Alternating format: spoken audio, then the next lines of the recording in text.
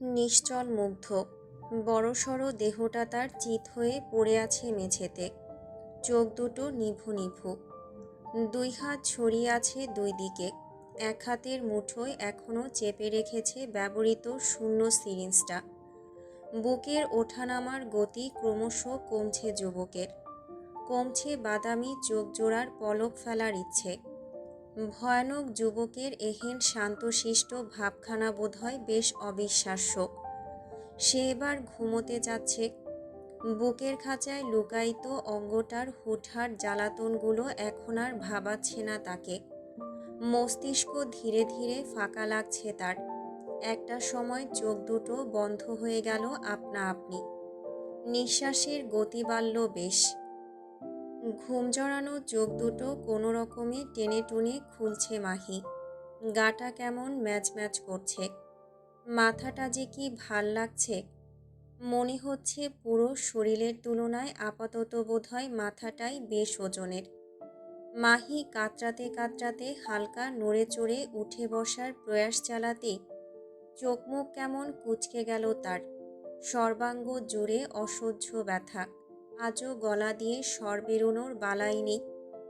মাহি কিয়ৎক্ষণ থম মেরে পড়ে রইল বিছানায়। পরক্ষণে নিজের সঙ্গে এক প্রকার যুদ্ধ চালিয়ে অবশেষে শোয়া ছেড়ে উঠে বসল। মাথাটার অসহ্য ভোঁতা যন্ত্রণায় কুপোকাচ্ছে। দুই হাতে মাথার দুই পাশ সজোরে চেপে ধরে মনে মনে ভাবল, বোধহয় সাওয়ার নিলে কিছুটা হলেও রেহাই পাবে এহেন যন্ত্রণা থেকে। তাই যেই ভাবার সেই কাজ। সমস্ত শরীরের অসহনীয় ব্যথা নিয়েই মাহি পা রাখল মেঝেতে। তবে এক মুহূর্ত আশ্চর্য হয়ে তাকিয়ে রইল কেমন। গতকাল রাতেই না পুরো মেঝেতে কাচের বোতলের চূর্ণ বিচূর্ণ টুকরোগুলো ছড়িয়ে ছিটিয়ে ছিল। তাহলে এখন পুরো মেঝেটাই অমন ঝাঁ তকতকে হয়ে গেল কিভাবে। মাহি এক মুহূর্ত মৌন থেকে পরক্ষণে নিজেকেই নিজে সান্ত্বনা দিয়ে ভাবল, হয়তো মেয়েদের মধ্যে থেকে কেউ এসে পরিষ্কার করে গিয়েছে। হয়তো সে ঘুমিয়েছিল বিধায় টের পায়নি। মাহি আর ভাবল না। এমনিতেই মাথা ভর্তি ভোঁতা যন্ত্রণা। তার উপর অমন উটকো ভাবনা চিন্তা। অত সব ভেবে চিনতে তার কি লাভ শুনি। মাহি মুখ বাঁকায় নিজ ভাবনায়। রয়ে শোয়ে পা দুটোতে কোনো মতে দাঁড়িয়ে ধীরে ধীরে এগোয় ওয়াশরুমের দিকে। গায়ে জড়ানো মোটা সিনথেটিক কাপড়ের পাজামা জ্যাকেট, মুখ ঢাকা হসপিটাল মাস্কে, মাথায় কালো ক্যাপ, হাতে পায়ে মোটা মোটা গ্লাভস। বড় বড় স্টান মোপার হাতে নিয়ে ঘষে ঘষে লিভিং রুম পরিষ্কার করে যাচ্ছে 5 জন পুরুষ মেট। গায়ে অত রক্ষা কবচ থাকলেও প্রত্যেকের বদনখানি কেমন কাঁপছে দেখো। কেননা পায়ের তলায় থাকা কাচের মেঝের নিচে আস্ত এক সুইমিং পুল। সেখানকার স্বচ্ছ পানিতে ডুবছে মাংসাশাসী হাঙরগুলো। গতকাল একজনকে আস্ত গিলেও এদের স্বাদ মেটেনি মনে হচ্ছে। উপরের মানুষগুলোকে দেখে তারা কেমন দাঁত বের করে বাঁকা হাসছে। এটুকু যতবার নজরে পড়ছে ঠিক ততবার গা শুদ্ধ লাঠি সোটা সবটা কাঁপছে বেচারাদের। তবুও তারা অসহায়। রক্তাক্ত মেঝেটা ঠিকমতো পরিষ্কার না করলে দেখা যাবে তাদেরকেই না আবার হাঙরদের খাবার বানিয়ে দেওয়া হয়। লিভিং রুমের লাউঞ্জের একপাশে বুকের কাছে 2 হাত বেঁধে চুপচাপ দাঁড়িয়ে আছে সিট। মুখটা কেমন গম্ভীর চিন্তায় নিমজ্জিত বেচারার। চোখ দুটো বোধহয় এক জায়গায় স্থির। এরই মধ্যে লিভিং স্পেসে আগমন ঘটে মেইডেনের। অদূরে সিটকে এমন গম্ভীরভাবে দাঁড়িয়ে থাকতে দেখে তিনি খানিক এগিয়ে এসে সিঁড়ি বেয়ে 2 ধাপ নিচে নেমে এলেন। কোনোরূপ কথাবার্তা ছাড়া নিঃশব্দে সিডের পাশাপাশি এসে দাঁড়ালেও খেয়াল করলেন সিডের তেমন হেলদোল নেই। মেইডেন ভ্রু গোটালেন। আলতো করে এক হাত উঁচিয়ে রাখলেন সিডের কাঁধ বরাবর। এদিকে কাঁধে কারো শীতল স্পর্শ টের পেয়ে হকচকিয়ে ওঠে সিট। ভরকে তাকায় পাশে। সম্মুখে মেইডেন ইরাকে দেখে ছেলেটা কেমন স্বস্তির নিঃশ্বাস ফেলল দেখো। চোখ বুজে ফোঁস করে নিঃশ্বাস ফেলে আওড়ালো, ও তুমি? আমি আরও ভাবলাম মনস্টার, তাই তো? ঠোঁটের আগায় এসে থেমে যাওয়া শব্দটা মেইডেনের মুখ থেকে শুনে স্মিত হাসল সিট। হালকা ঠোঁট কামড়ে আঙুল উঁচিয়ে সামান্য চুলকে নিল ললাটের একপাশ। সময় নিয়ে জানালো, হুম, ওই আর কি।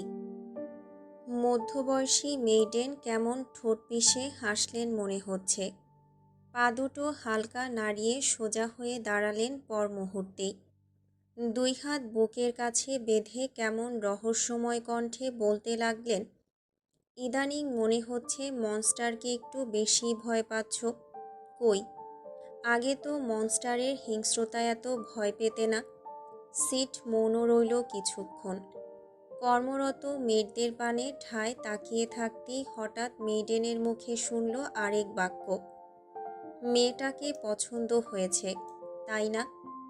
কথাটা শুনতেই পুরো বদন জুড়ে ঝংকার বয়ে গেল সিডের। বুকটা কেঁপে উঠল অজানা ভয়ে। ছেলেটা কেমন ক্ষণে ক্ষণে শুকনো ঢোক গিলল। এদিকে তার এহেন অবস্থা ঠিকই আর দৃষ্টিতে খেয়াল করলেন মেইডেন। হালকা হেসে আলতো করে সিডের পিঠে হাত রেখে বিজ্ঞের ন্যায় শুধালেন, যাকে একবার মনে ধরেছে তাকে এত সহজে হাতছাড়া করতে চাচ্ছ কেন সিট? আমি তোমার চোখে স্পষ্ট দেখছি মেয়েটার প্রতি অবাধ মায়া। শুকনো ঢোক গিলল সিট। ঠোঁট ফাঁক করে নিঃশ্বাস ফেলছে ক্রমশ। সে মেইডেনের দিকে না তাকিয়েই মোটা হয়ে আসা কণ্ঠে বলল, নিষিদ্ধ জিনিসের প্রতি আমাদের কৌতূহল থাকবে, এটাই স্বাভাবিক মেইডেন। তাই বলে এই কৌতূহলকে আমি ভালোবাসা কিংবা তার চেয়ে বেশি কিছু নাম দিতে পারি না। কথাটা বলেই সিট উদ্যত হলো চলে যেতে। দুই কদম বাড়াতেই পেছন থেকে ভেসে আসে মেইডেনের দৃঢ় কণ্ঠ, তাহলে ও কাঁদলে তোমার চোখ থেকে পানি পড়ে কেন? কাল রাতে যখন মনস্টার ওর উপর নির্মম অত্যাচার করছিল, তখন তুমি কক্ষের বাইরে মেঝেতে বসে পাগলামি করছিলে কেন? কেন কাঁদছিলে নিঃশব্দে? চলন্ত পা দুটো থামল সিডের। শরীরটা এক মুহূর্তের জন্য হয়ে গেল অসাড়। মেইডেন হাসলেন। ধীর কদমে এগিয়ে এসে পাশাপাশি দাঁড়ালেন সিডের। কণ্ঠ খাদে নামিয়ে ফের বললেন, যদি ভালোই না বাসো তাহলে রোজ সকালে মেয়েটার ঘরের জানালা দিয়ে ঢুকে তাকে অনিমেষ চোখে দেখো কেন সিট? এবার আর নিজের শক্ত মুখোশের আড়ালে লুকিয়ে থাকতে পারেনি সিট। ছলো ছলো নয়নে ঘাড় বাঁকিয়ে তাকালো মেইডেনের পানে। সময় নিয়ে ব্যথিত কণ্ঠে বলল, দয়া করে এসব মনস্টারের কানে তুলবেন না মেইডেন। সে আমাকে মেরে ফেললেও আমার কোনো আফসোস নেই, কিন্তু আমার জন্য মেয়েটার বিন্দুমাত্র ক্ষতি হোক তা আমি চাই না, তাই প্লিজ। মেইডেন এক মুহূর্ত নীরব চোখে তাকিয়ে রইলেন কেবল। তার চোখ দুটোয় হাজার প্রশ্ন। তবে সিডের অমন করুণ কণ্ঠের পিঠে তার প্রশ্নগুলো আর করা হলো না। সিড আর দাঁড়ায়নি এক মুহূর্ত। তৎক্ষণাৎ নিজের ছলো ছলো চোখ দুটো লুকিয়ে প্রস্থান ঘটালো লাউঞ্জ থেকে। ইরা পেছন থেকে চেয়ে রইলেন শুধু। আনমনে বিড়বিড়িয়ে আওড়ালেন, একজন মেয়েটাকে মেরে শান্তি পায়, আর একজন মেয়েটার ব্যথাগুলো অনুভব করে লুকিয়ে কেঁদে কেটে শান্তি পায়। আশ্চর্য। পেন্টহাউসের বক্সিং ক্লাব। শক্তপোক্ত পাঞ্চের ধূপধাপ শব্দগুলো যেন পুরো ঘরময় ঘুরছে। দুই হাতে বক্সিং গ্লাভস, উদম পেটানো শরীরে ঘামের তীব্র উপস্থিতি। একের পর এক জোরালো পাঞ্চের ভারে নুয়ে যাচ্ছে পাঞ্চিং ব্যাগ। তবুও থামছে না যুবক। এক অদম্য রূঢ়তায় নিজের সকল রাগগুলো যেন একাধারে মিটিয়ে যাচ্ছে সে। এদিকে ক্লাবের কাচের তৈরি দরজাটা দিয়ে মাত্রই ঢুকলো অ্যাডউইন। চোখে মুখে তার সে কি উদ্বিগ্নতা। সে গটগটিয়ে এগিয়ে এসে দাঁড়ালো বক্সিং রিংয়ের সম্মুখে।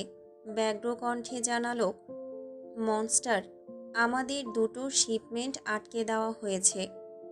ব্যাস, তখনই থামলো মুগ্ধর চলন্ত হাত। ঘন ঘন নিঃশ্বাস ফেলে যুবক রয়ে শয়ে ঘাড় বাঁকিয়ে তাকায় এক পলক। অ্যাডুইন সঙ্গে সঙ্গে তটস্থ হয়ে দাঁড়ালো। দেখল মুগ্ধ নামক মনস্টারের কঠিন মুখাব্যয়। সুদর্শন মুখটা কেমন লাল হয়ে আছে। তা আদৌ রাগের বশে নাকি অন্য কারণে কে জানে। তার ঘর্মাক্ত ভেজা চুলগুলো থেকে চুইয়ে পড়ছে ঘামের কণা। ঠোঁটের কোণে আচমকা ফুটে উঠেছে এক চিলতে ক্রুদ্ধ হাসির রেশ। অ্যাডুইন থমকায়। মনস্টারের এহেন ক্রুদ্ধ হাসিতে গলা শুকিয়ে কাঠ বেচারার। সে খানিক শুকনো ফাঁকা ঢোক গিলে চোখ দুটো অন্যত্র সরাতেই খেয়াল করে পাঞ্চিং ব্যাগ থেকে চুইয়ে পড়ছে লাল তরল। অ্যাডুইন হতবম্ব। পাঞ্চিং ব্যাগ থেকে হঠাৎ ওসব কি গড়াচ্ছে? ওদিকে তার ভাবনার মাঝেই মুগ্ধ নামক বলিষ্ঠ পুরুষ ততক্ষণে রিংয়ের পানে এগিয়ে এসেছে। ধারালো দাঁতের সাহায্যে একটানে হাতের গ্লাভসগুলো খুলে নিয়ে পরিশেষে লম্বা লাফে ঝাঁপ দিয়ে বেরিয়ে এলো রিং থেকে। ঘটনার আকস্মিকতায় হকচকায় অ্যাডুইন। তড়িৎ পিছিয়ে যায় 2 কদম। মুগ্ধ তার পানে কোনরূপ দৃষ্টিপাত করল না। উল্টো মুখাব্যয় শক্ত রেখে সিনা টান টান করে দাম্ভিকতা বজায় রেখে চলে গেল ক্লাব থেকে। অ্যাডুইন তখনই সুযোগ পেয়ে ছুটে গেল বক্সিং রিংয়ে। দৌড়ে এসে ব্যগ্র হাতে পাঞ্চিং ব্যাগটা খুলে দিতেই মেঝেতে লুটিয়ে পড়ল এক ভিনদেশি যুবকের থেতলে যাওয়া বিধ্বস্ত শরীর। অ্যাডুইন এবার আশ্চর্যের চরম সীমানায় দাঁড়িয়ে। এই ছেলে ওই গাঁটটানা যে কিনা গতকাল রাতে সমুদ্রের বর্ডারে মনস্টারের শিপমেন্টটা আটকে দিয়েছিল। কিন্তু তাকে মনস্টার কোথায় পেল? আর তার বলার আগেই মনস্টারের কাছে খবরও পৌঁছে গেল। অ্যাডুইন ছেলেটার পানে তাকিয়ে থেকে দীর্ঘ নিঃশ্বাস ফেলল। নিজ ব্যর্থতার উপর মহা আফসোস করতে করতে নিজেকেই শুধালো, তোমার আরও ফাস্ট হতে হবে অ্যাডুইন। জানালার পাশের কাউচে গায়ে লিয়ে বসে আছে মাহি। মুখাবয় তার বিষাদের ছাপ স্পষ্ট। খোলা চুলগুলো বাতাসে উঠছে রীতিমতো। তার দৃষ্টি আপাতত অদূরের চেরি ব্লসমের বাগানে। বাতাসের মৃদু দুলুনিতে উঠছে ফুলগুলো। পুরো বাগানের জমিন ছেয়ে গেছে ফুলের সৌন্দর্যে। মাহির মনটা আকুপাকু করছে অত সুন্দর বাগানটায় একটু খালি পায়ে হাঁটতে, চেরি ব্লসম ফুলগুলোকে একটুখানি ছুঁয়ে ছুঁয়ে দেখতে। তবে মনের অত বড় স্বাদ কি আর সহজে পূরণ হয়? চারপাশে হাজারো দৃষ্টিনন্দিত সৌন্দর্য থাকলেও তার কি আর যাবার সাধ্য আছে? নিজের এহেন অসহায় পরিস্থিতির কথা মনে পড়তেই তাচ্ছিল্যের সাথে হাসল মাহি। কেন যে সে এত দুর্বল হলো? কেন আরেকটু শক্ত হলো না নিজের জন্য? কেন পারছে না মরে যেতে? সে যে বড্ড ভীরু। এতটাই যার দরুন বহুবার মরতে গিয়েও ব্যর্থ হয়েছে প্রতিবার। মাহির বুক চিরে আচমকাই বেরিয়ে আসে এক দীর্ঘ নিঃশ্বাস। মস্তিষ্কে চলছে হাজারো কথা। বাড়ির মানুষগুলো এখন কেমন আছে? তারা কি তাকে মনে করছে? আহি কেমন আছে? সে কি এখনো আগের মতোই রাগ গোস্বা করে? মাহির বুকটা ভার হয়ে গেল বাড়ির চিন্তায়। চোখ দুটোর কার্নিশ ভরে গেল অশ্রুতে। ঠিক তখনই ঘরের দরজা দিয়ে প্রবেশ করল মিলা। হাতে একখানা বড়সড় ট্রে, সেথায় সাজানো বাহারি ফলের বাহার। মিলা ঘরে ঢুকেই কেমন উচ্ছ্বসিত কণ্ঠে আওড়ালো, হেই মুনলাইট, দেখো কি এনেছি তোমার জন্য। এগুলো আমাদের বাগানের ফ্রুটস, ভীষণ টেস্টি, একটু খেয়ে দেখো। মাহি আশ্চর্য বনে গেল যেন। সে কেমন হতবাক চোখে তাকিয়ে আছে মিলার পানে। মিলা গদগদ হয়ে এগিয়ে আসছে তার দিকে। মুখে কি সুন্দর হাসি। অথচ এতদিনে মেয়েটাকে একবারও হাসতে দেখেনি মাহি। যতবার দেখেছে ততবারই কেমন তটস্থ থাকতো ভয়ে। তবে আজ দেখো কি প্রাণবন্তই না দেখাচ্ছে তাকে। মিলা হাসি হাসি মুখে মাহির পায়ের কাছে এসে বসতে চাইলে মাহি তখনই নিজের পা দুটো গুটিয়ে নিল। মিলা তেমন গা করল না এহেন কাণ্ডে। ঠোঁটের কোণে চমৎকার হাসি ধরে রেখে হাতের ট্রেটা নামিয়ে রাখলো দুজনার মাঝে।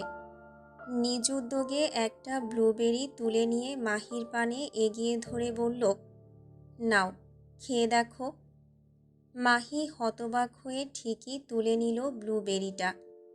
এদিকে মিলা তাকে আরেকটু অবাক করে দিয়ে ব্লুবেরি তুলে তুলে মুখে পুড়তে লাগলো নিজের। গালের পাশে অনন্য স্বাদের ফলটা চিবোতে চিবোতে মাহিকে তাড়া দেখিয়ে বলল, খাচ্ছ না কেন? খাও খাও, ভীষণ মজা। মাহি উপর নিচ মাথা নাড়ায় হতবুদ্ধির ন্যায়। ধীরে ধীরে ব্লুবেরিটা যেই না মুখে পুরল, অমনি সুস্বাদে চোখ দুটো আপনা আপনি বন্ধ হয়ে এলো মেয়েটার। মিলা আর চোখে দেখল সবটা। পরক্ষণে কেমন খিলখিলিয়ে হেসে উঠে বলল, খুব মজা, তাই না? মাহি তৎক্ষণাৎ চোখ খুলল, দৃষ্টি নত রেখে মাথা ঝাঁকালো নিঃশব্দে। মিলা তখন আরও কিছু ফল মাহির পানে এগিয়ে দিয়ে বলল, এগুলো টেস্ট করো, দেখবে খুব ভাল লাগছে। মাহি তাই করল। মেয়েটার কথা মতো আরও কিছু নাম না জানা সুস্বাদু ফল মুখে পড়ল। এদিকে মিলাও তখন আয়েসে ফল চিবোতে চিবোতে হঠাৎ মাহির উদ্দেশ্যে বলল, নিচে যাবে চেরি ব্লসম গার্ডেনে?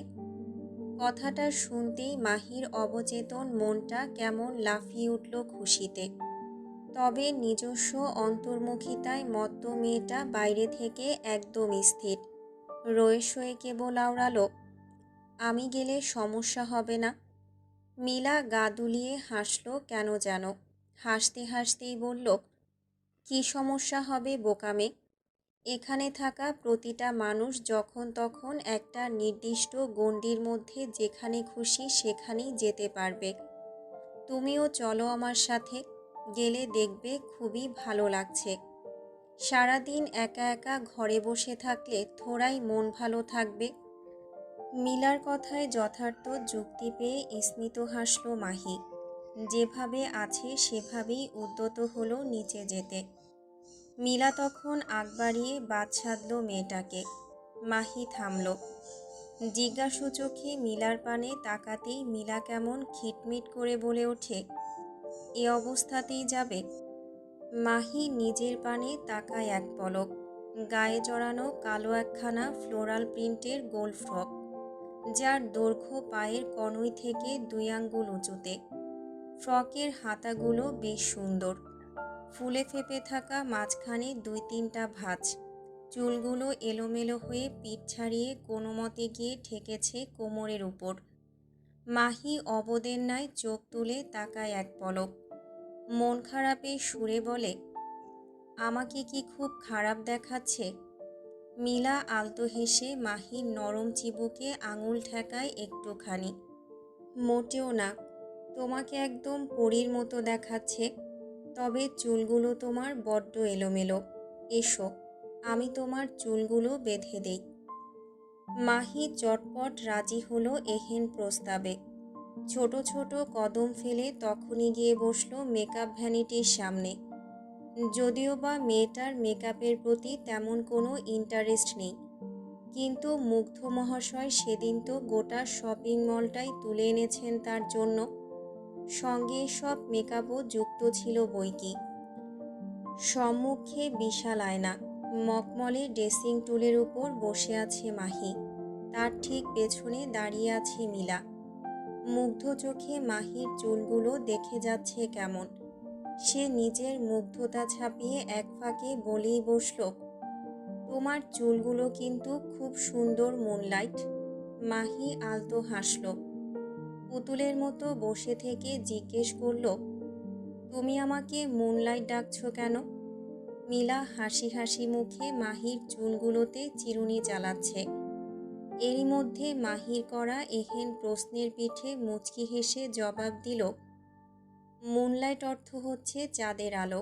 আমার চোখে তুমি শুরু থেকেই চাঁদের আলোর মতো নরম স্নিগ্ধ, তাই আদর করে ডাকনাম দিলাম তোমায়। তোমার কি এই ডাক শুনতে খারাপ লাগছে? মাহি তৎক্ষণাৎ মাথা নাড়ায় 2 ধারে। মিলা নিজ কর্মে মহাব্যস্ত। দক্ষ হাতে আঙুল চালাচ্ছে মাহির চুলে।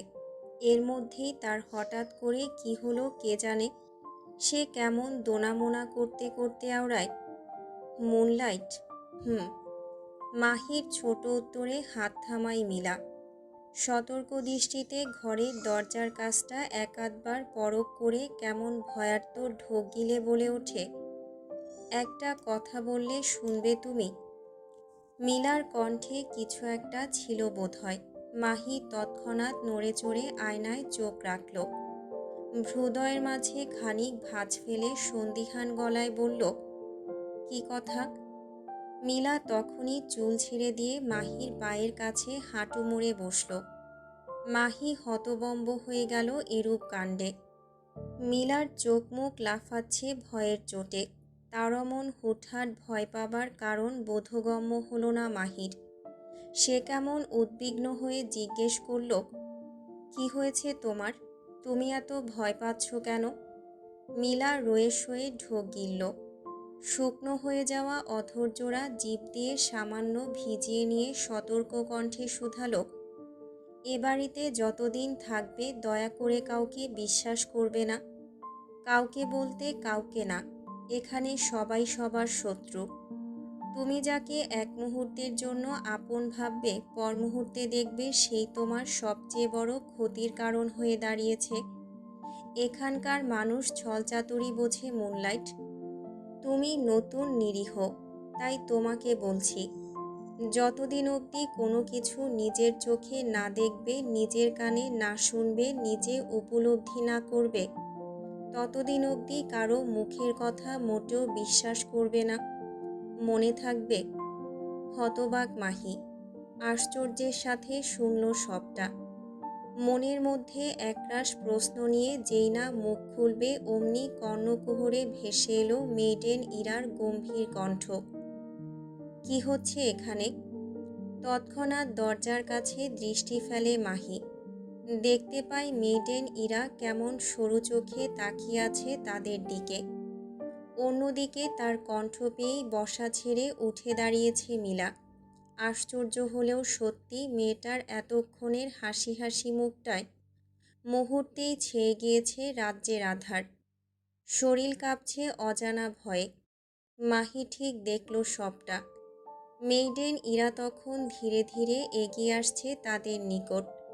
কিয়ৎক্ষণ বাদেই তিনি এসে দাঁড়ালেন মিলার একদম পাশ ঘেঁষে।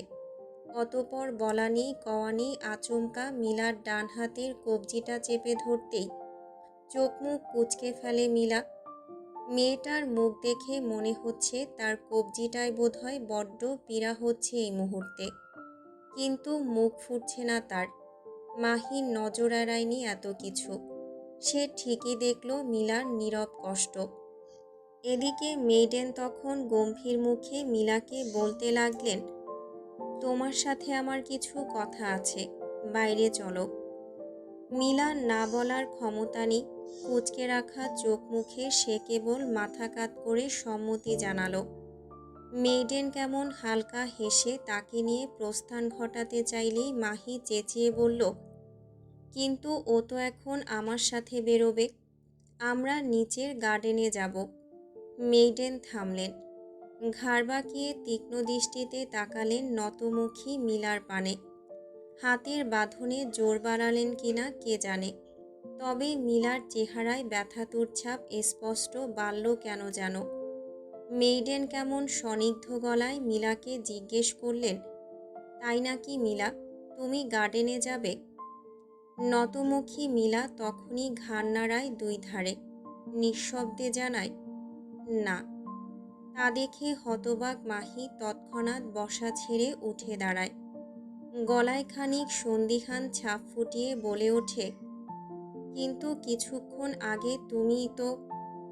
আমি যাব না মেয়ে, তোমার ইচ্ছে হলে তুমি একা যাও।